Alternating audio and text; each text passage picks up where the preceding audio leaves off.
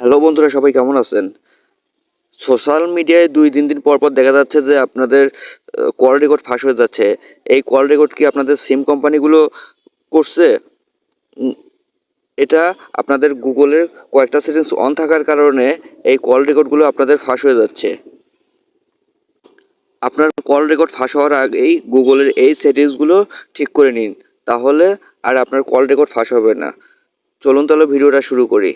প্রথমে আপনাদের যেতে হবে ফোনের সেটিং অপশনে। সেটিংটা তারপর একটু স্ক্রল করে নিচে নামবেন। নিচে নামার পর এখানে গুগল লেখা আছে, গুগলে ট্যাপ করবেন। ট্যাপ করার পর এখানে যে জিমেইল দিয়ে আপনার লগ ইন করা আছে সেই জিমেইলের উপর ট্যাপ করবেন।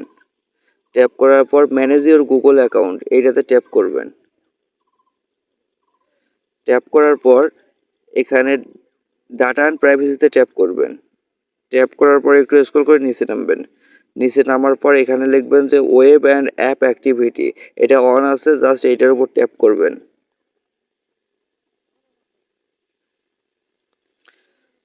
তারপরে একটু স্ক্রল করে নিচে নামবেন। নিচে নামার পর এখানে include voice and audio activity, এটা আপনাদের টিক মার্ক দেওয়া থাকবে, এটা আনটিক করে দিবেন। দেওয়ার পরে একটু স্ক্রল করে নিচে নামবেন। নিচে নামার পর এখানে স্টপ সেভিং লেখা আছে, এই স্টপ সেভিংয়ে ট্যাপ করবেন। তারপর গট ইটে ট্যাপ করবেন। এখন থেকে কিন্তু আপনাদের আর কল রেকর্ড ফাঁস হবে না। ধন্যবাদ।